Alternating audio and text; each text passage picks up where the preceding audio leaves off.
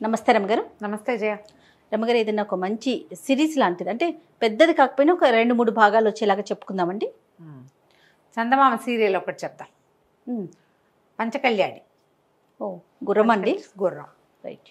గుర్రం ఏం కనపడదు కథలో, మనకి క్యారెక్టర్సే కనిపిస్తాయి. పంచకళ్యాణి కోసం చేసే ప్రయత్నం. పూర్వం ఒక రాజ్యానికి ఒక పెద్ద రాజుగారు ఉండేవారట. ఆయన కాలంలో వీరదాస్ అని ఒక అతను ఆయన ఆశ్రయించుకుని వచ్చాడు. చాలా బుద్ధిమంతుడు, చాలా అనుభవశాలి, పరాక్రమవంతుడు, ప్రయోజకుడు, చాలా అన్ని మంచి లక్షణాలు ఉన్నాయి.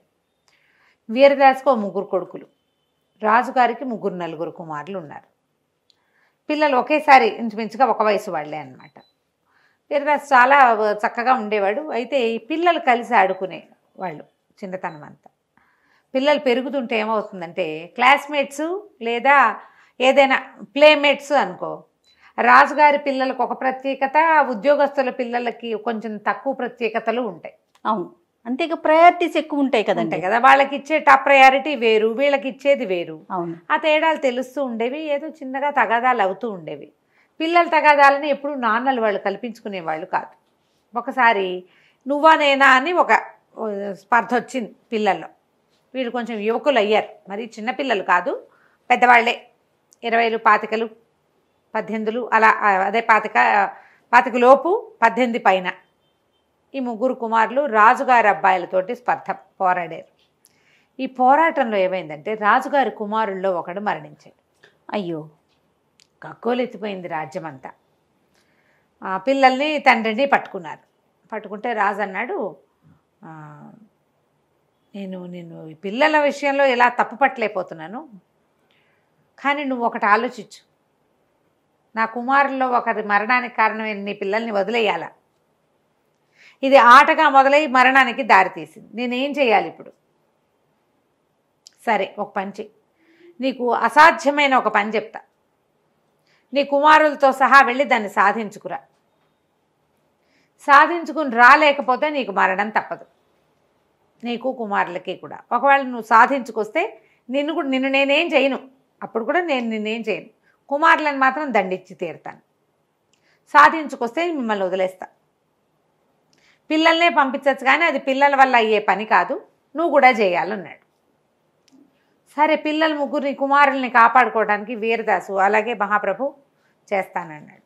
అప్పుడు ఏం చెప్పారంటే, వీళ్ళకి కొంత దూరంలో ఉన్న శ్యామల నగరం అనే ఒక నగరం, ఒక రాజ్యం అది. ఆ శ్యామల నగరానికి ఒక బ్రహ్మాండమైన రాజు ఉన్నాడు. అతని దగ్గర ఒక పంచకళ్యాణి గుర్రం ఉంది. ప్రాణం ఒక ఎత్తుగా చూస్తాడట దాన్ని. సాధారణంగా రాజరికాల్లో ఏంటంటే, గుర్రాలు, ఏనుగులు, ఎడ్లు, సాధనాలు, రథాలు, వాటికి ఒక ప్రత్యేకమైన స్థానం ఉంటుంది. చాలా ప్రత్యేకంగా చూసుకుంటారు వాటిని. ఇప్పుడు దీన్ని అటు ఇటు చేయటానికి వీల్లేదు. ఆ గుర్రాన్ని ప్రాణాలతోటి నాకు తెచ్చపచెప్పు, మిమ్మల్ని వదిలిపెడతానన్నాడు. గుండెల్లో రాయిపడింది వీరదాసుకి. శ్యామల నగరమే కట్టుదిట్టమైన నగరం, దాని రాజు చండశాసనుడు. ఆ గుర్రం అంటే అతనికి పంచప్రాణాలు. పైగా ఎవరు పడితే వాళ్ళు వెళ్ళి తీసుకొచ్చేయటానికి గుర్రాలు ఇష్టాని రాజ్యానికి రావు, అవి ఒప్పుకోవు. దాన్ని తేవటం ఎట్లా? అడిగితే ఇచ్చేది కాదు అది. అడిగితే మీ గౌరవాన్ని మాకు ఇవ్వండి అంటే ఇస్తారా ఎవరైనా?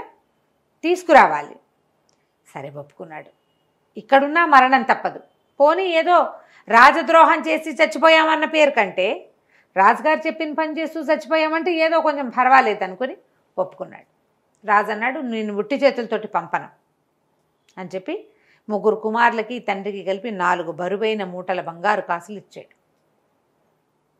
పట్టుకెళ్ళు, నీ సొంత ఖర్చు ఏం పెట్టుకోకర్లా, డబ్బు కూడా నేనే ఇస్తా, గుర్రాన్ని బట్టరా చాలు. సరే, ఆయన ఎందుకో అది పెట్టుకున్నాడో మనకు తెలియదు, ఒప్పుకున్నాడు.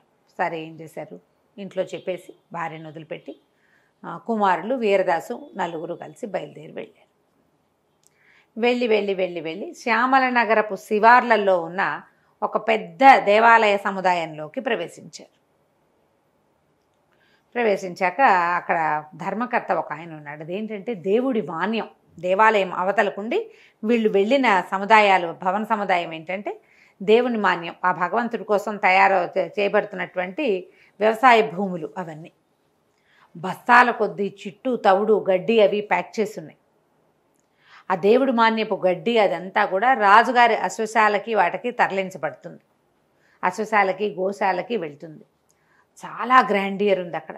ఎన్ని బళ్ళున్నాయో, ఎంతమంది మనుషులు ఉన్నారో.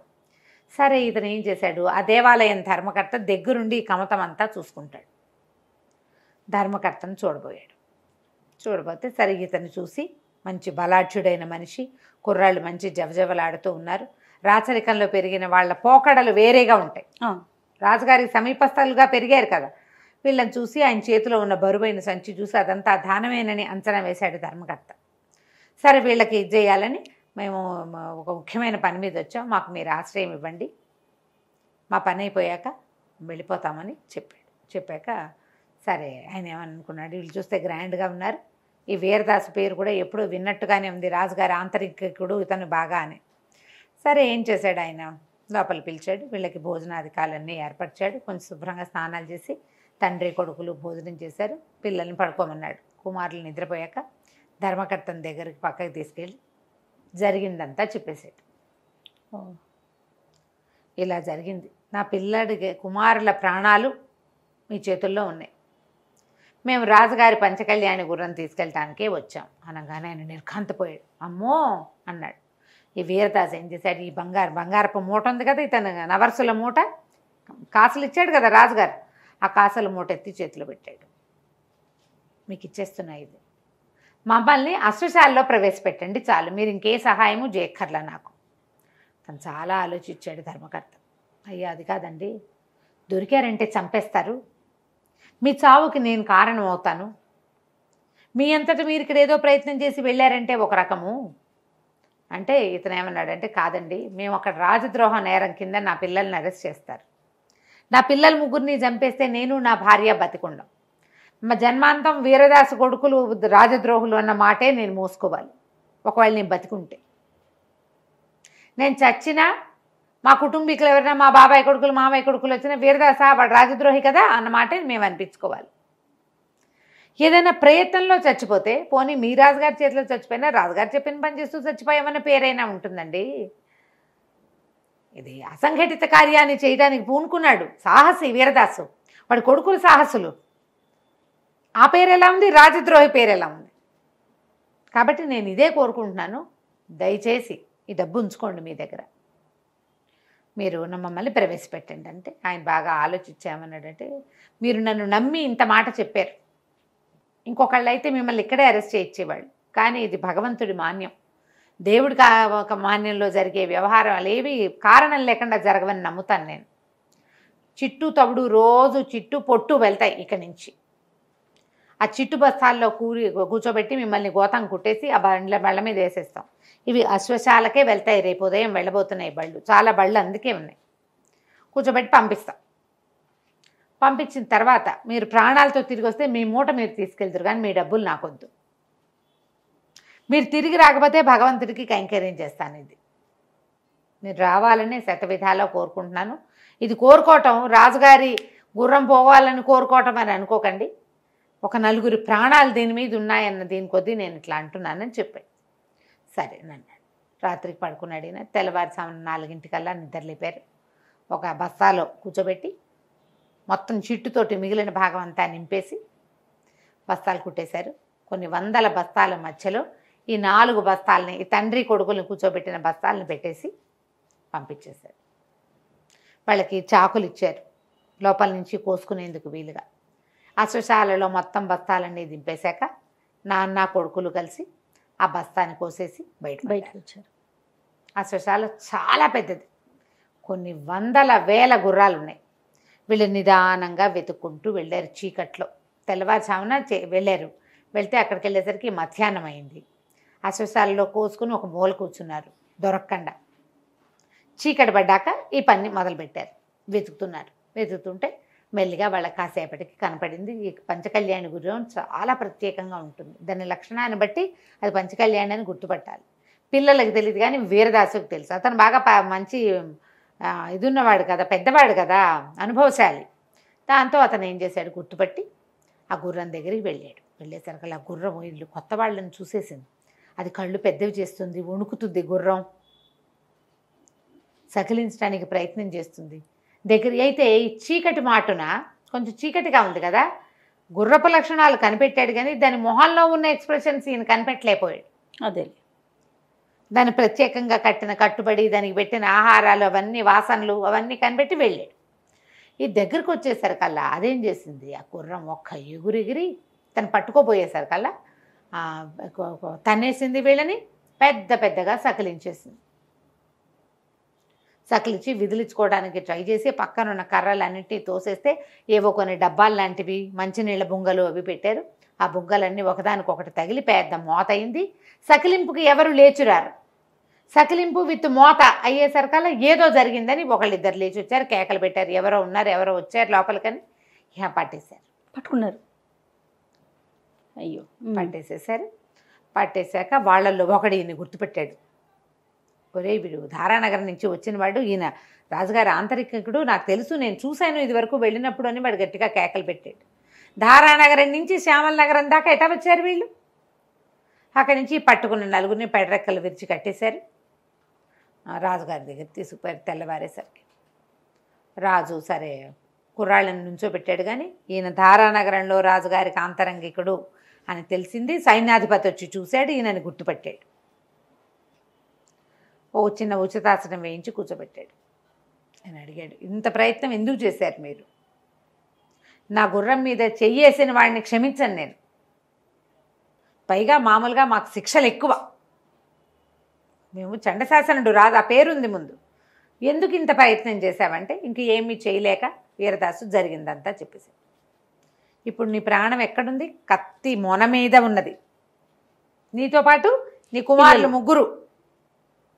ఎంత ప్రమాదకర స్థితిలో ఉన్నావు. నీ సాహసానికి నేను మెచ్చుకుంటున్నాను.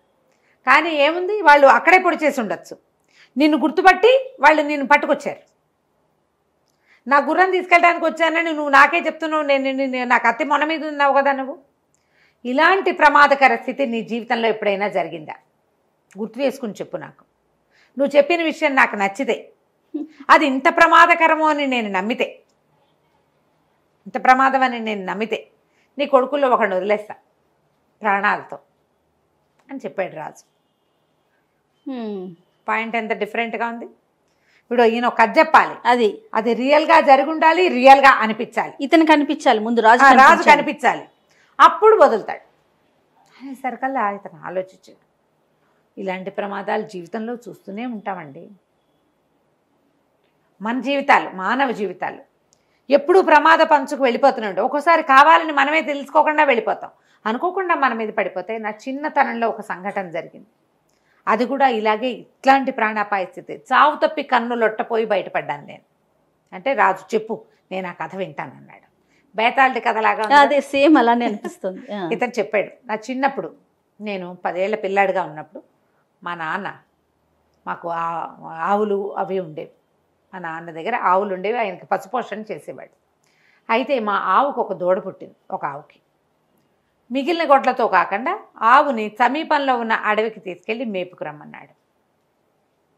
ఆవు దూడని తీసుకెళ్ళి, అయితే కాస్త సాయంకాలం అయ్యేసరికి జల్లు పడ్డం మొదలుపెట్టింది. వాన వచ్చేసి, వాన వస్తే భయంతో నేనేం చేశాను, దూడ లేత దూడ కదా, 2 రోజులు అయింది అది పుట్టి, 4 రోజులు. అందుకని గబగబా ఆవును తోలుకొని వెనక్కి వస్తుంటే వాన పెరిగిపోయింది. అక్కడ ఒక గుడిసె లాంటిది ఉంటుంది. మా ఊరికి అడవికి కొంత దూరం ఉంది, కానీ ఇది గుడ్లన్నీ వెళ్ళేంత దూరం కాదు. నేనేం చేశానంటే ఆ గుడిసెలాగా ఉన్న దాంట్లోకి ఆవును తోలి దూడను గబగబా ఎత్తుకుని దాని లోపల తీసుకుపోయాను. ఆవు దూడ నేను ముగ్గురం అలాగే ఉన్నాం. బాగా వాన, ఇంటికి వెళ్ళగలిగే దారి లేదు. దూడకేముంది, తల్లిపాలు ఉంటాయి, నేను కూడా కాసిన పాలు పీతుకుని తాగచ్చని ఉండిపోయాను అక్కడే. ఒక రాత్రి వేళ ఒక పెద్ద పిల్లి వచ్చింది.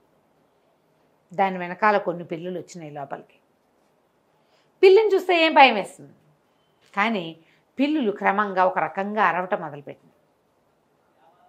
అవి ఎట్లా అనిపిస్తుందంటే పిల్లులు మాట్లాడుకుంటున్నాయి. ఆ పెద్ద పిల్లి, వీళ్ళందరూ సౌండ్లన్నీ అయిన తర్వాత చిన్న పిల్లుల అంటే అన్నిటికంటే పెద్దది పైన కూర్చుంది, కొంచెం ఎత్తుగా కూర్చుంది, అవన్నీ కింద కూర్చున్నట్టు కూర్చున్నాయి. ఒకేసారి మూకొమ్మడిగా ఏదో ఆజ్ఞిస్తున్నట్టుగా, ఒప్పుకో అంటున్నట్టుగా అరిచాయి అన్నీ. పిల్లి కూడా గొంతు పెద్దది చేసి పెద్దగా అరిచింది. నేను చూస్తూనే ఉన్నా. చూస్తూ ఉండగానే మొత్తం పిల్లులన్నీ ఎగిరి దూకి ఆవు దూడ మీద పడిపోయినాయి. దూడవి చిన్న పిసరు కూడా మిగల్చకుండా తినేసినాయి దూడని. నేను వణికిపోతూ ఆవు చాటు నుంచున్న ఆవు కూడా బిత్తరపోయింది బెదురు కళ్ళతోటి. ఏం చేయాలో తెలియక ఆవు పెద్దదే, అది కూడా అలాగే నుంచునుంది. ఈ తినేయటం అది దానికి అర్థం కాల. మళ్ళీ పిల్లులన్నీ అరవటం మొదలుపెట్టినాయి. వాటికి ఆకలి తీర్లా. పెద్ద పిల్లి కూడా గట్టిగా అరిచింది. మొత్తం పిల్లులన్నీ ఆవు మీద పడ్డాయి. దాని ఎముకలు కొమ్ములు గిట్టలు తప్పిస్తే ఏమీ మిగల్ల. నేను ఆ గుడిసెలో ఒక మూలకి దూరి కూర్చున్నాను. ఏం చేయాలో తెలియట్లా. బయట జోరున వాన, అడవి. మా ఇల్లు చాలా దూరం కాదు, కానీ ఈ వానలో అడవిలో బయటికి వెళ్తే నేను ఏమవుతానో నాకు తెలియదు. దానితో ఈ పిల్లుల మధ్య నుంచి ఎట్లా పారిపోవాలో తెలియలే. అవేమో గుమ్మానికి ఎదురుగుండా ఉన్నాయి. ఆవైపోయింది. పిల్లులన్నీ మళ్ళీ అరవటం మొదలుపెట్టినాయి. పెద్ద పిల్లి గట్టిగా అరిచింది. నాకు తెలిసింది ఇక నాదే, నా వంతే. ఇక నా ప్రాణం ఎక్కడుంది? కత్తి మొన మీద కాదు, పిల్లి కోర మీద ఉంది నా ప్రాణం. నేను జరిగి మూలకి జరిగేటప్పుడు నాకు తెలిసింది దానికి ఇట్లా కమ్మల్లాగా పాతి పెట్టారు. ఆ కమ్మల మధ్యలో నా వీపు ఇరుక్కుంది. అంటే నేను పడతానన్నమాట అందులో. నేను ఇంకా కొంచెం కమ్మలు తోసేసి గబుక్కుని ఒక్క ఉదుటన బయటకు వచ్చేసాను అందులో ఇంచి, గుడిసెలో ఇంచి. ఊరు వైపు కాకుండా రెండో వైపుకి పరిగెడితే పిల్లులు నేను లేనని తెలుసుకున్నాయి. అవి కూడా అన్నీ, కొన్ని ఏమో ఆ కంతలో నుంచి కొన్ని వచ్చినాయి, కొన్ని పక్క నుంచి వచ్చినాయి. పిల్లులు ఇంకా నా వెంటపడ్డాయి. అయితే నేను ఆవును తోలుకు వెళ్ళేటప్పుడు నా చేతికి అంత చేపాటి కర్ర, ఓ ఇంత బాకు ఉంటాయి మాకు, బొడ్లో బాకుంది. ఆ కర్ర పుచ్చుకుని పరిగెత్తాను నేను. పరిగెత్తి పిల్లులు దగ్గరకు వచ్చేస్తుంటే ఒక నిడుపాటి చెట్టు ఎక్కేసా. పైన ఎక్కి కూర్చున్నాను. ఒక్కో పిల్లి ఎక్కటం మొదలుపెట్టాయి. దగ్గరకు వచ్చిన పిల్లిని దగ్గరకు వచ్చినట్టుగా 3-4 పిల్లుల్ని కర్రతో కొట్టేసా, బాకుతో పొడిచేసాను నేను. పిల్లులు కింద పడిపోయాయి. అక్కడి నుంచి పిల్లులన్నీ చెట్టు చుట్టూతా చేరి నిలబడి ఉన్నాయి కింద. కొన్ని పోయినాయి, 3 పోయినాయి, 2-3 కొట్టేశాను. మిగిలినవి అక్కడి నుంచి అరవటం మొదలుపెట్టినాయి. ఆ వాన, ఆ చెట్ల మీద దిక్కులేని పరిస్థితుల్లో చచ్చిపోయిన ఆవు దూడ కంటి ముందు కదులుతూనే నా చావు అట్లా కనపడుతోంది నాకు. పిల్లి పైకి రాదు. ఇంకా తెల్లారేదాకా కూర్చున్నానంటే సరిపోతుంది అనుకున్నా. కానీ పిల్లులు మళ్ళీ మూకొమ్మడిగా అరవటం మొదలుపెట్టినాయి. ఆ పెద్ద పిల్లి ఏదో చెప్పింది. చెప్పేసరికి అది అరుస్తోంది. పిల్లులు ఏం చేసినాయంటే ఓ పక్క నుంచి గోళ్లతో కాళ్ళతోటి తవ్వటం మొదలుపెట్టినాయి. చెట్టు వేర్ల దగ్గర నుంచి పెకలించడం మొదలుపెట్టింది. ఇంకా మామూలుగా లేదు. ఒక్క వేరు లాగేస్తుంటే ఆ చెట్టు, ఇంత పొడుగ్గా ఉన్న సన్నటి పొడుగాటి చెట్టు ఓ పక్కకి ఒరిగిపోవటం మొదలుపెట్టింది. అయితే ఈ పిల్లుల అరుపులు, నేను కేకలు నావి ఎంత దూరం పరిగెత్తానో నాకు తెలియదు. ఎక్కడికో వెళ్ళే కదా, ఆ చెట్టు ఎక్కడో ఉంది.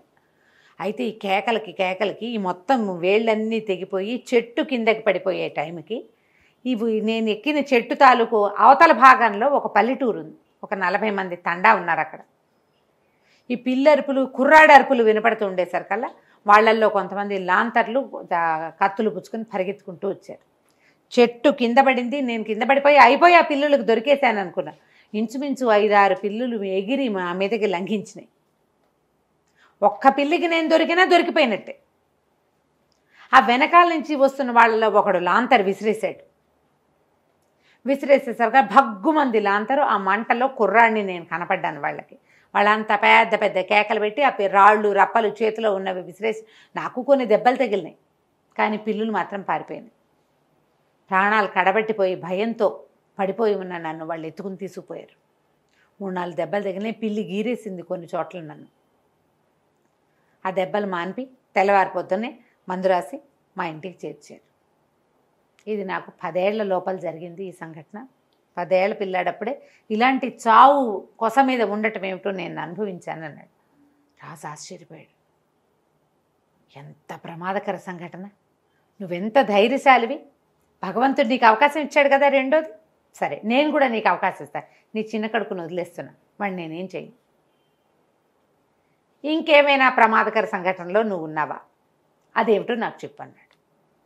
ఇతను ఆలోచించడం మొదలుపెట్టాడు. గుర్తు రావటల్లా ఏం చేయాలో ఆలోచిస్తున్నాడు. నెక్స్ట్ ఇంకొకటి అడిగి ఒక పిల్లోడిని వదిలేశాడు కదా రాజు. వదిలేశాడు. శ్యామల నగరపు రాజుగారు వీరదాసుని అడిగాడు, ఇంకొక విషయం చెప్పు, ఏదైనా ప్రమాదభరితమైన పరిస్థితిలో నువ్వు ఉన్నది. ఆల్రెడీ ప్రమాదంలో ఉన్నాడు. మళ్ళీ ఇంకొకటి అంటే పాపం ఇంకేమైనా కదా, నువ్వు ఇలాంటివి ఇంకేమైనా ఫేస్ చేసావా? ఇప్పుడు కత్తి మొన మీద ఉన్నావు నువ్వు, అది అంటే చెప్పండి. ఆయన తెలివితేటలు తెలుసుకోవటం కోసమా, ఎలా తప్పించుకున్నాడు అని? ఇతను ఎంత సాహసో తెలుసుకోవటం కోసం ఇదే సాహసం. ఇక్కడ దాకా రావడం. అయితే ఏం చెప్పాడంటే, నేను కొంచెం యువకుడిని అయ్యాక, వీరదాస్ చెప్తున్నాడు అనమాట, చిన్నప్పుడు నేను ఆ ప్రమాదం తప్పించుకున్నా, కొంతకాలం పాటు నేను అడవికి వెళ్ళాల, తర్వాత పెద్దవాడిని అయ్యా క్రమంగా, ఇంకా అది మర్చిపోయాను.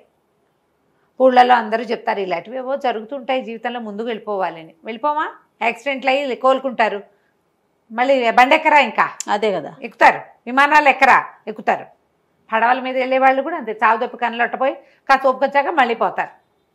ఈయన కూడా అట్లాగే అయ్యాడు. అయితే కొంచెం యువకుడిని అయ్యాను, కొంచెం పెద్దవాడు అయ్యాక నాకు ఎప్పుడు కొండల మీదకి ఎక్కటం అవి ఇష్టంగా ఉండేది. పెద్ద తోడు గీడు నేను వాంఛించేవాడిని కాదు. ఆకుపచ్చగా ఎత్తుగా ఉన్న కొండలు చాలా ఆకర్షించేవి. ఓసారి ఒక చుట్టాల ఊరు వెళ్ళా నేను. వెళ్తే ఆ ఊళ్ళో కొంచెం బలాదూరు తిరుగుతారు పిల్లలు, ఏముంది అలా తిరుగుతూ ఉండగా దూరంగా ఒక ఆకుపచ్చటి కొండ చాలా ఆకర్షించింది నన్ను. పర్వత ప్రాంతం చాలా బాగుంది. నేను ఆ పర్వతం మీదకి ఎక్కగా ఒక కనుమలోంచి పొగొస్తుంది, ఒక చోట్లోంచి. అదేంటి కనుమ అట్లా ఎత్తుగా ఉండి ఒక లోతుగా ఉంది, ఆ లోతులోంచి దాన్నే కనుమ అంటారు. అవునవును, పర్వత కనుమలు అంటాం కదా. ఆ కనుమలోంచి పొగొస్తుంటే అక్కడ ఏముందో చూద్దాం అనుకున్నాను. నేను ఎక్కుతున్న కొండ మీద నుంచి పక్కకి మళ్ళీ ఆ కనుమ వైపుకు వెళ్ళా. శిఖరం దాకా ఎక్కి లోపలికి చూస్తే దూరం నుంచి దూరంగా కనబడుతున్న పొగ దగ్గర నుంచి రావటం మొదలుపెట్టింది. ఆ చూసే సమయంలో పొగ ఎక్కువగా వచ్చి నేను ఉక్కిరి బిక్కిరైపోయి కనుమ వైపుకి దొర్లి పడిపోయాను. ఇట్లేడు, ఇటు వెనక్కి పడి ఉంటే ఎక్కడి నుంచి ఎక్కాడో అక్కడికే పడును, లోపలికి పడ్డాడు. లోతుకు పడిపోయాను. లోతుకు పడిపోయితే దాన్ని ఎట్లా ఎక్కాలో తెలియలా నాకు. పైగా ఈ దొర్లేటప్పుడు అదేమో సినిమానా అయితే తాపిగా దొర్లి లేచి నుంచోటానికి ఆ కొండలు మిట్టలు రాళ్ళు తగులుతాయి, తర్వాత కొమ్మలు చెట్ల కొమ్మలు దబా దిబా దబా తగిలేసినాయి. నేను కిందకి వెళ్ళి పడిపోయి స్పృహ తప్పిపోయాను. ఎప్పటికో మెలకు వచ్చింది. లేచి చూద్దును కదా, అటు ఇటు చూస్తే ఆ కనుమ చాలా ఎత్తు, అంటే నేను చాలా లోతులో పడ్డా. అది అక్కడెక్కడో కనపడుతోంది నేను పడ్డది. అసలు అది నేను పడ్డదవునో కాదో కూడా నాకు అర్థం కాలేదు. ఇటు పక్కకి పడ్డానో తెలియలే. ఏ పక్కన చూసినా నేను అడుగునున్నట్టు చుట్టూతా కొండ ఉన్నట్టు కనపడుతోంది. ప్రయత్నం చేసి ఎక్కి బయటికి వెళ్ళవలసిందే. ఇంతలో ఏమైంది, దూరంగా దబదబా అడుగుల చప్పుడు వినపడుతోంది. బరువైనవి కొన్ని మేకలు అవి వస్తున్న శబ్దము, బరువైన అడుగుల శబ్దాలు. ఎంతోమంది వస్తున్నారు అనుకున్నా నేను, కానీ ఒక్కడే వచ్చాడు. వాడు ఒక రాక్షసుడు, చాలా ఎత్తు లావు ఉన్నాడు. ఒక కంటికి ఒక గుడ్డ కట్టుకుని ఉన్నాడు, ఒక్క కన్ను లేదు వాడికి. వాడి దగ్గర ఒక 20 మేకలు, ఒక బాగా బలిసి ఎత్తుగా ఉన్న లేడి ఉన్నాయి. అన్నిటికీ మెడల్లో తాళ్ళు పట్టుకుని, మెడల్లో తాళ్ళు కట్టి తీసుకొస్తున్నాడు. అడిలిపోయాను నేను, ఏం చేయాలో తెలియలే. వాడు నన్ను చూసేసాడు. చూసేసి వచ్చావా, బాగుంది, ఎంత రుచికరమైన ఆహారం దొరికింది, ఎంతో బాగున్నావు, రా నేను అప్పడంలాగా కరకర నవిలి మింగేస్తానన్నాడు. నాకు కాళ్ళలోకి జారిపోయింది నా ప్రాణం. ఎలాగా అనుకుని నేనేం చెప్పానంటే, నన్ను తినేయటం ఎందుకు, నీకో పంటి కిందకి కూడా రాను నేను, నన్ను తింటే నేనేం వస్తాను, నువ్వు ఎంతవాడివి నేనేమిటి, అయినా నేను వైద్యుణ్ణి, నీకు ఒక కన్ను కనపడుతున్నట్లేదు, నీ రెండో కంటికి వైద్యం చేస్తాను, నేను కంటికి వైద్యం చేస్తాను, 2 కళ్ళు కనపడతాయి, ఒక కన్ను పోయింది కదా నీకు, అదేలే అనేసరికల్ రాక్షసుడు అన్నాడు. అవును, చెట్టు కొమ్మ పొడుచుకుంది నా కంట్లో, కన్ను పోయింది, ఓ కన్నుతోటే చూస్తున్నాను నేను అన్నాడు. అనేసరికల నేనేం చెప్పాను, వీరదాస్ చెప్తున్నాడు అనమాట, ఎందుకు నేను నీ కన్ను రిపేర్ చేస్తాను అని చెప్పి, నువ్వు కూర్చో, నేను నీకు మంచిగా వైద్యం చేస్తానని చెప్పాను.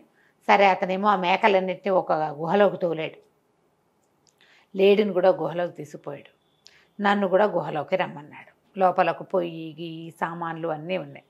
నేనేం చేశానంటే, ఒక చుట్టుపక్కల ఉన్న గడ్డి గాదం అన్నీ తీసుకొచ్చాను. వాడి నుంచి తప్పించుకోలేను నేను. ఆ లోపల వాడు అన్నం వండుకునే గంగాళాలు, మాంసం వండుకునే పాత్రలు చాలా ఉన్నాయి. పెద్ద పొయ్యి వెలిగించింది. ఆ వెలిగించిన పొయ్యి మీద ఈ గంగాళం పెట్టి గడ్డి గాదం ఆకులు గీకులు అన్నీ వేసి మసలు పెట్టా. ఈ నీళ్లతోటే నీకు వైద్యం చేస్తానన్న. వాడు వైద్యం చేయించుకోవడానికి చక్కగా కింద కూర్చుని, నేను పట్టుపాడిని. వాడు రాక్షసుడు 8 అడుగులు 9 అడుగులు ఉన్నాడు, నేను 5-6 అడుగులే ఉన్నా, 5-5.5 అడుగులు ఉన్నా. ఇంకా కుర్రాడు, 18 ఏళ్ళ వాడు. వాడు కింద కూర్చుని నాకు కంట్లో మందేయించుకోవటం కోసం రెడీగా కూర్చున్నాడు. నేను ఆ నీళ్లు కలుపుతున్నట్టు, నీళ్ళు వాసన చూస్తున్నట్టు, రుచి చూస్తున్నట్టు బోల్డ్ అంతా వేషం వేశాను. అక్కడ మేకలు లేడీ వాటి దారిన అవి ఉన్నాయి. వీడు తప్పిస్తే ఇంకెవ్వరూ లేరు. నేనేం చేశానంటే ఆ వేడి నీళ్ళలో కంటికి ఆవిరి పెడుతున్నట్టుగా నటించి నా దగ్గరున్న చిన్న బాకుతోటి 2వ కన్ను కూడా పూడ్చేసేవాడిది. పూడ్చేసరికి పెద్ద పెద్ద కేకలు పెట్టేశాడు రాక్షసుడు. ఊరు దుర్మార్గుడా, నిన్ను నమ్మితే ఓ కన్ను లేని వాడిని 2వ కన్ను కూడా లేకుండా చేసావా, నేను చంపేస్తానని చేతులు విసిరాడు. నేను అందలేదు, గుహలోంచి పారిపోయాను. కానీ రాక్షసుడు, వాడికి అలవాటైన ప్లేస్ కదా, వాడు ఆ పోయిన ఒక తన్నుదాన్ని పరిగెత్తుకుంటూ వెళ్ళి గుహకు అడ్డంగా కూర్చున్నాడు. నేను గుహలో ఇరుక్కుపోయాను, బయటికి పారిపోలేను. వాడు కన్ను కనపడితే నా వెంట పడతాడు.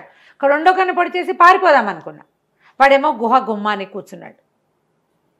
నేనేం చేయను, ఆ మేకల వెనకాల నక్కి కూర్చున్నాను. అక్కడ ఏవీ తినటానికి లేవు, తిండి లేదు, తిప్పలు లేవు. రాత్రంతా ఉన్నాను అలాగే. వాడు అలాగే కూర్చున్నాడు. వాడు కూర్చుని ఉన్నాడు. తెల్లవారింది. తెల్లారేసరికల్లా ఆ రాక్షసుడు నెత్తురు కారుతున్న 2వ కంటిని తుడుచుకుంటూ, ఏరా బతికే ఉన్నావా, ఇద్దరు లేచావా అని కేకలు పెట్టాడు. లేచానన్నాను. సరే ఉన్నవాడు ఎలాగూ ఉన్నావు కదా, నా మేకల్ని తోలు బయటికి, నిన్ను ఎలాగూ తినేస్తాను నేను, ముందు మేకల్ని బయటికి తోలేమన్నాడు. అప్పుడు నాకు ఒక ఐడియా వచ్చింది. నేనేం చేశాను, నా దగ్గర బాకుంది కదా, నిశ్శబ్దంగా లేడీని చంపేశాను. చంపేసి ఈ మెల్లిగా దాన్ని తోలు వచ్చేసాను. ఎలాంటి పని చూడదు. అక్కడి నుంచి మేకల్ని వదలమన్నా కదా అని గదమాయించాడు నన్ను. గదమాయించగానే నేనేం చేశాను, ఒక్కో మేకని వదలటం మొదలుపెట్టాను. ఓ మేకను వదిలిపెట్టాను. మొదటి మేక అది ఎగురుకుంటూ గుహం వైపుకి వెళ్ళింది. గుమ్మం వైపుకి వెళ్ళంగానే ఈ రాక్షసుడి దగ్గరికి వస్తున్న దాన్ని ఇట్లా గట్టిగా కావలించుకున్నాడు. కావలించుకుని, తెల్లమేక నువ్వేగా, నువ్వు నన్ను చూడలేవు, నేను నిన్ను చూడలేను, కానీ నువ్వు నన్ను చూడగలవు కదా, బాగున్నావు కదా, సరే వెళ్ళన్నాడు. వీడు మేకల్ని వాటిని ఏం చేయలేదని నమ్మకానికి అనమాట మేకను వదిలిపెట్టాడు. నేను ఈ లోపల లేడి తోలు ఒలుస్తూనే, లేడేమిటి దాన్ని నోరు కట్టేసి చంపేశాడు. అది అరవడానికి వీల్లేదు. మేకలు మామూలుగా మేమే అంటాయి, వాటికి చంపటాలు నరకటాలు ఏమి అర్థమై చావు, మామూలుగా ఉంటాయి. 20 మేకల్ని ఒక్కో మేకని 5-5 నిమిషాల గ్యాప్లో వదిలిపెడుతూ ఆ సమయం మొత్తంలో లేడి చర్మాన్ని మొత్తాన్ని ఒలిచేశాను. మాంసాన్ని పక్కకు తోసేసి ఆ లేడి చర్మాన్ని కప్పుకుని, నా లేడిని కూడా వదిలిపెట్టేయి అన్నాడు. ఆ చర్మాన్ని కప్పుకుని నేను వెళ్ళిపోయాను బయటికి. వాడు అన్ని మేకల్ని కావలించుకుని ప్రతిదాన్ని కొమ్ములు సవరించి దాని పేరు పెట్టి పిలుస్తూ దాన్ని వదిలిపెట్టాడు. ఈ లేడిని కూడా కావలించుకున్నాడు. వాడికి లేడి చర్మము కొమ్ములే తగులుతాయి. ఆ లేడీ, నువ్వు నన్ను చూడలేవు, అదే నువ్వు నన్ను చూడగలవు, నేను నిన్ను చూడలేను, అయినా నిన్ను ముట్టుకుంటేనే నాకు సంతోషంగా ఉంది, పద బయటికి అని వదిలేశాడు. నేను ఆ లేడి చర్మం కప్పుకొని బొక్క ఊదుటని బయటకు వచ్చేసాను. మేకలు లేడీ అన్నీ బయటికి వెళ్ళిపోగానే రాక్షసుడు పెద్ద పెద్ద గొంతుతోటి అరవడం మొదలుపెట్టాడు. ఎక్కడున్నావంటే, ఇంకెక్కడున్నాను, నేను వెళ్ళిపోతున్నానని బయట నుంచి సమాధానం చెప్పంగానే రాక్షసుడు, ఊరి దుర్మార్గుడా, నువ్వెంత తెలివి, సరే నీ తెలివితేటలకు మెచ్చుకున్నాను, ఇదిగో ఈ ఉంగరం పట్టుకెళ్ళని ఉంగరం ఇవ్వబోయాడు.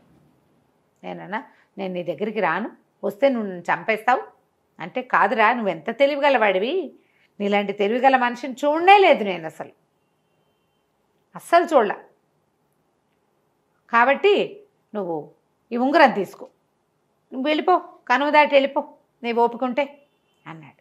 అనేసరికల్ నేనన్నాను, నేను నీ దగ్గరికి రాను, ఉంగరం ఇస్తాను అంటే విసిరే నా మీద కన్నాను. వాడు కాస్త ఉంగరం విసిరాడు. గుహలో నుంచి బయటకు వచ్చి నుంచున్నాడు. నేను ఆ వేలికి ఉంగరం పెట్టుకుని నడవటం మొదలుపెట్టాను. నేను 2 బారాలు నడవంగానే, ఉంగరమా ఎక్కడున్నావు అని పిలిచాడు రాక్షసుడు. ఈ ఉంగరం వెంటనే ఇక్కడున్నా అని సమాధానం చెప్పేసింది. వెంటనే రాక్షసుడు పరిగెత్తుకుంటూ వచ్చేసాడు నా వెనకాల. ఉంగరం ఆన్సర్ చెప్పేస్తాం, వేలుకుంది కదా ఉంగరం. ఇక వాడు 5-5 నిమిషాలకు ఒకసారి ఎక్కడున్నావు అంటాడు, నా వెనకాల పరిగెత్తుకొచ్చేస్తాడు. నేను ఇటు వెళ్తే అటు. ఆ ఉంగరాన్ని పారేద్దామని తెలియలే నాకు. చాలాసేపటికి ఈ కొండ ఎక్కగా నాకు అక్కడ ఒక పెద్ద చెరువు లాంటిది కనపడింది. దాని నిండా చేపలే, మొసళ్ళు కూడా ఉన్నాయి. రాక్షసుడు బతికుండగా వాటి ఎప్పుడైనా కావాలంటే పీక్కుని తినేవాడేమో. వాడికి ఇప్పుడు కళ్ళు లేవు కదా.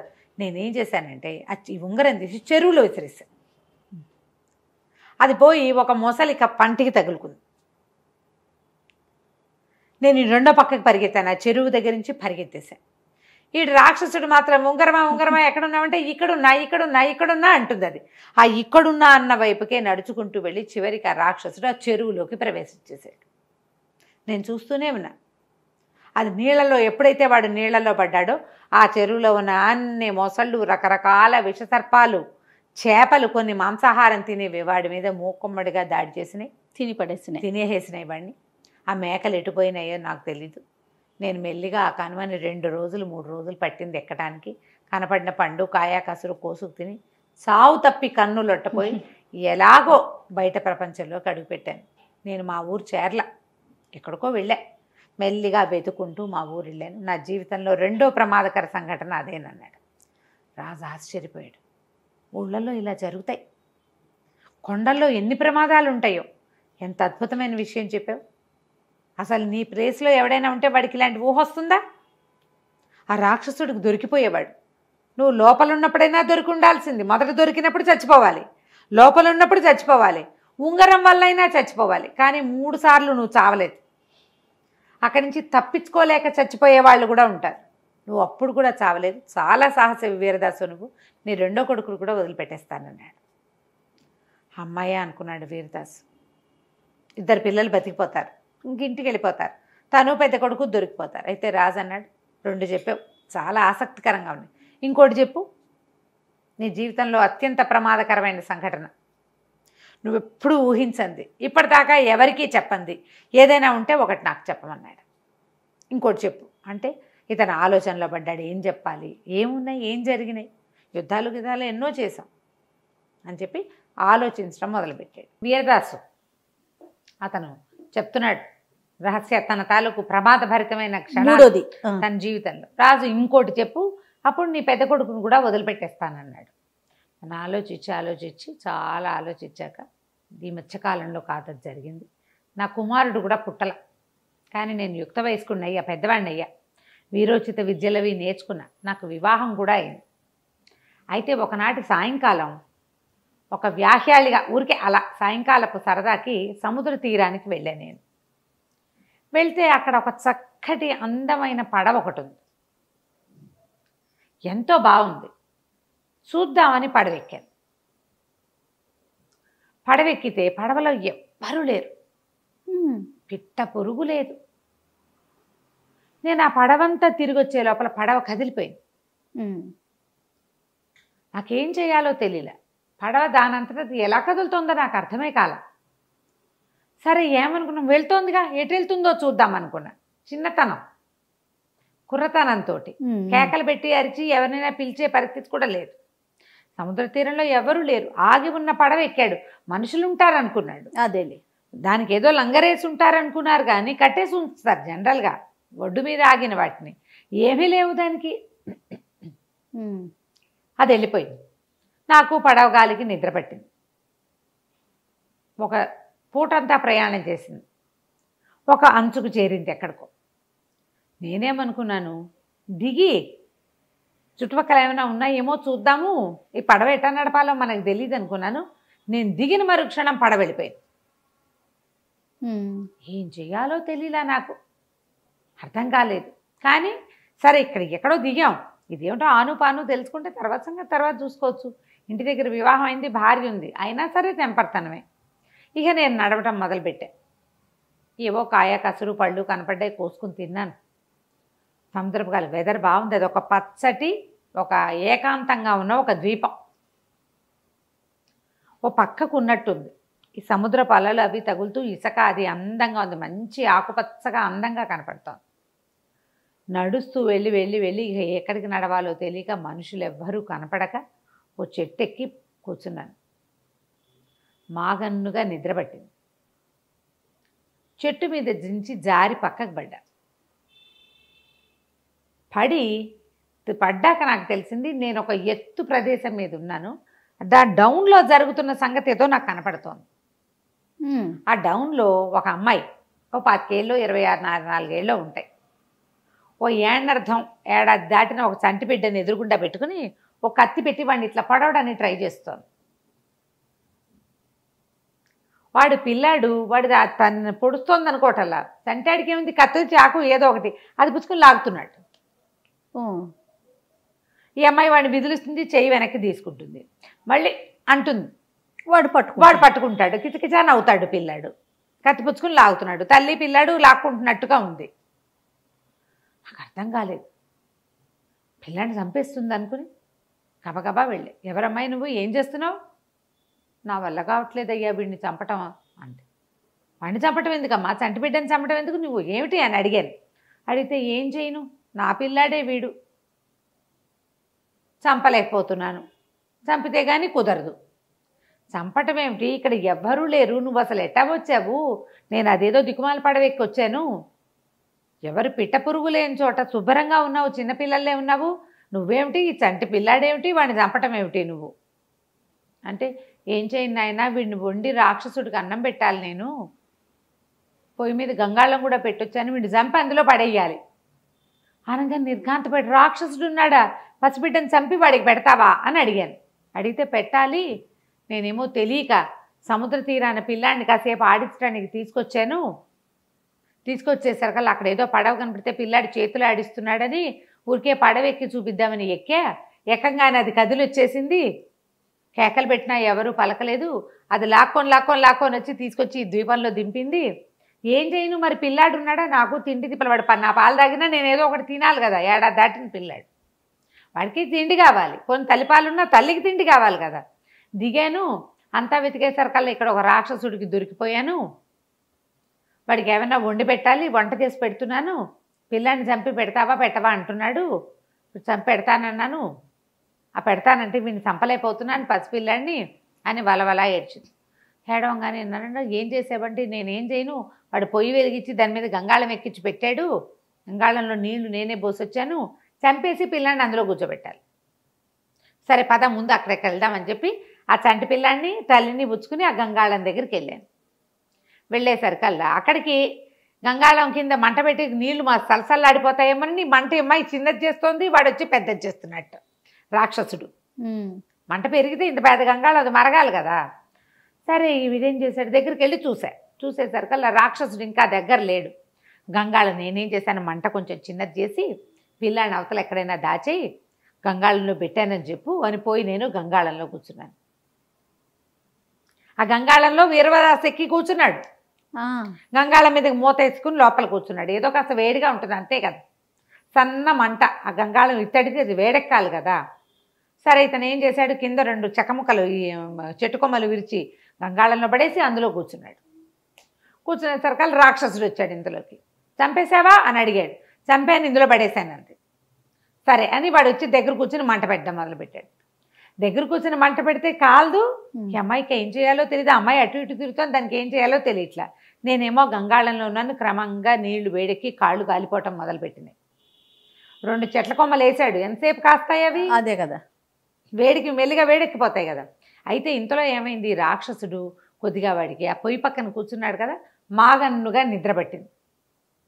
వాడు ఎప్పుడైతే నిద్ర పట్టిందో ఈ అమ్మాయి గబుక్కున గంగాళం మూత తీసింది. పడుకున్నాడు, లేచి వచ్చేయమని ఆ కాలిపోతున్న గంగాళం నుంచి ఎట్టాగొట్టా బయటపడ్డా నేను. బయటపడేసి చూస్తే వాడేమో నిద్రపోతున్నాడు. ఈ అమ్మాయి పిల్లాన్ని ఎత్తుకుని ఒక పక్కన నుంచింది. ఏం చెయ్యాలి మాకు తెలియదు, ఎలా బయటపడాలి, ఎట్లా బయటపడాలో తెలీదు, ఎటు వెళ్తే వాడు ఏం చేస్తాడో తెలియదు. సరే ఇంతకీ ఏం చేసాం, ఈ లోపల అమ్మాయి ఆ మోతలు ఉన్న బల్లెని చూపించింది. ఆ బల్లెని చూపించి ఈ రాక్షసుడిని ఏదైనా చేయమని సైగ చేసింది. నేను అటు వెళ్ళి ఆ బల్లెని తీసుకొచ్చుకున్నా. రాక్షసుడు గాఢంగా నిద్రపోతున్నాడు. మొదట మాగన్నుగా పట్టింది నిద్ర, ఒళ్ళెరక్కండా పడుకున్నాడు. వాడు అన్నం తిండి తయారవుతోంది, నరమాంసం తినచ్చు అన్న ఉద్దేశంతో ప్రశాంతంగా పడుకున్నాడు. సరే నేను అటు ఇటు చూసి ఇంకెవరైనా ఉన్నారా ఏమిటి అమ్మాయిని అడిగా. ఎవ్వరూ లేరు, అక్కడ ఒక్క రాక్షసుడే ఉన్నాడు. ఆ పడవ వాడిదే, అదే ఇట్లా పిచ్చి మొహాల్లో ఉన్న మనుషుల్ని తీసుకొస్తుంది, దానికి వేరే దారి లేదు. ఆ పడవ నుంచి పడవ తప్ప దానికి రెండో దారి లేదు. అది రోజు లేదా కొన్ని వారానికి ఒక రోజు అక్కడికి వస్తుంది. నిర్ణీత సమయం తర్వాత నడిచి వచ్చేస్తుంది, మళ్ళీ వెళ్తుంది. మళ్ళీ వస్తుంటుంది ఆ పడవ అట్లా తిరుగుతుంటుంది. ఏ పిచ్చి విధమైన అందులో ఎక్కితే అది ఇక్కడికి వచ్చేస్తుంది. అట్లా ఆ అమ్మాయి వచ్చింది. 3 రోజులు తిరిగేసరికి, వారం తిరిగేసరికి నేను కూడా వచ్చాను. సరే ఆ బల్లెని తీసుకున్నాను. అలాగా ఇటు పక్క నుంచి నిలబడి ఆ రాక్షసుడి తలలో ఇంచి మొహం మీద నుంచి నేలలోకి పాతుకుపోయేలాగా ఆ బల్లెని వేసి గుచ్చేశాను. రాక్షసుడి మొహం నేలకి తాపటం పెద్దవాడు కళ్ళు తెరిచి కూడా నన్ను చూడలేకపోయాడు. గిలగిలా కొట్టుకుని మరణించాడు. సరే అక్కడే ఉన్న బేబో కాయ కసురు ఆ అమ్మాయి వంట చేసుకుంటోంది. కాస్త అన్నం పెట్టింది నాకు. పిల్లాడిని ఎత్తుకుని ఉంచుంది. ఏం చెయ్యాలి మేము సముద్ర తీరం వైపుకు వెళ్ళిపోయాం ఇద్దరం కలిసి. చూద్దాం ఏం జరుగుతుందని. విచిత్రంగా మమ్మల్ని ఇద్దరినీ అక్కడికి తీసుకొచ్చిన పడవ రెడీగా నుంచుంది అక్కడ. అదేం చేస్తుంది, ముందు మనుషులు తిరిగే తీరం వైపుకి వెళ్తుంది. అది అక్కడ ఎవడైనా ఎక్కితే తీసుకొచ్చేస్తుంది. ఎవరు ఎక్కకపోయినా సరే దాని టైం అయ్యాక దాని అంతటా అది వచ్చేస్తుంది. అలా అలవాటుగా తిరుగుతోంది అనమాట. షట్లింగ్ చేస్తుంది అది. గభాలను మేమిద్దరం ఆ పడవలోకి ఎక్కేసాం. ఆ అమ్మాయి చంటి బిడ్డని ఎత్తుకుని వచ్చేసింది. ఇద్దరం ఎక్కాం. సముద్ర తీరంలో దిగాం. ఆ అమ్మాయి పిల్లాన్ని ఎత్తుకుని వెళ్ళొస్తానని చెప్పి వెళ్ళిపోయింది. ఆ అమ్మాయి ఎవరో కూడా నాకు తెలియదు. పిల్లాడు మాత్రం ముద్దులు మూటకట్టే పిల్లవాడు ఏడాది దాటినవాడు. నేను ఇంటికి వచ్చాను. ఆ తర్వాత మా నాన్నతోటి ఇవన్నీ చెప్తే ఇట్లాంటి ప్రమాదాల జోలికి వెళ్ళొద్దు, ఈసారి తప్పించుకున్నావు, ప్రతిసారి నీకు భగవంతుడు అవకాశం ఇవ్వడన్నాడు అని చెప్పేసరికల్ ఈ రాజుగారు ఒక కుర్చీలో కూర్చొని మాట్లాడుతున్నారు కదా, రాజు వీరదాసు. రాజుగారి కుర్చీ వెనకాల నుంచి ఒక నడివయసు ఆవిడ వచ్చింది. వీరదాసు బాగున్నావా, నువ్వు రక్షించిన పిల్లాడు వీడే అని రాజును చూపించింది. అబ్బా చూపించి, మరి నాయన వాళ్ళ నా ప్రాణాల రాక్షసుడి దగ్గర నుంచి నిన్ను నన్ను రక్షించిన వాడు ఇతనే, ఆ పడవలో తీసుకొచ్చి వదిలిపెట్టాడు, ఆ రాక్షసుడిని చంపి నిన్ను రక్షించాడు అని చెప్పి చాలా సంతోషించింది. సూపర్. రాజు ఆశ్చర్యపోయాడు. నేను ఈ కథని మా అమ్మ దగ్గర కొన్ని వేల సార్లు విన్నా, కానీ ఇలాంటివి ఎప్పుడైనా జరుగుతాయా అని చాలా ఆశ్చర్యపోయాను. ఇది నిజంగానే జరిగిందని నేను ఇవాళ నిజంగా నమ్ముతున్నా. మా అమ్మ చెప్తే నిజమే, కానీ ఎక్కడో ఒక అపనమ్మకం ఉండేది. నీకు వచ్చిన ప్రమాదాలు విచిత్రమైనవి, కానీ నువ్వు ఎంత ధైర్యంగా వాటిలో నుంచి బయటపడ్డావు. చాకచక్యంగా మీ అబ్బాయిని వదిలిపెట్టేస్తున్నా. నీ ప్రమాదాన్ని నమ్మాను నేను. తర్వాత నిన్ను కూడా నమ్ముతున్నా. నీ వల్లే ఇవాళ నేను రాజుగా ఉన్నా, ప్రాణాలతో. ఇవాళ నీ సాహసం కూడా నాకు చాలా నచ్చింది. నీ 3 కుమారులను కాపాడుకోవటం కోసం నువ్వు ఇంత పని చేయటానికి, ప్రాణానికి ఇదయ్యి నలుగురు చచ్చిపోవడానికి కూడా సిద్ధపడి, రాజద్రోహ నేరం కాకుండా ఏదో రాజాజ్ఞ నెరవేరుస్తూ చచ్చిపోవడానికి సిద్ధపడిన నీ సాహసం నాకెంతో నచ్చింది. నా పంచకళ్యాణి నీదే, పట్టుకెళ్ళిపో. నా దగ్గర ఎన్నో అనేకమైన అమూల్యమైన రత్నాలు ఉన్నాయి మా ఖజానాలో. కొన్ని రత్నాలను కూడా నీకు ఇస్తానని బోల్డంత డబ్బు, వజ్రాలు, వైఢూర్యాలు, రత్నాలు అమూల్యమైనవి ఇచ్చి అతన్ని పంచకళ్యాణితో సహా పంపించాడు. ఈ నగరం నుంచి మళ్ళీ అక్కడికి వెళ్ళిపోయారు. సొంత ఊరికి వెళ్ళేసరికి ధారానగరానికి రాజుగారు చాలా సంతోషించి, ఇలాంటి సాహసం ఉండాలి, పిల్లల తగాదాల వల్ల ఇలాంటి ప్రమాదం వచ్చింది, ఇక ముందు ఇలాంటి ప్రమాదాలు రాకుండా చూసుకుందాము, నువ్వే నా ఆంతరంగిక సలహాదారుగా ఉండుగానని చెప్పేసి ఆ పంచకళ్యాణిని ఉంచుకుని ఇతన్ని కూడా తన కుమారులతో సహా తన ఆస్థానంలోనే మళ్ళీ అట్టు పెట్టుకున్నాడు. కథ కంచికి మనం ఇంటికి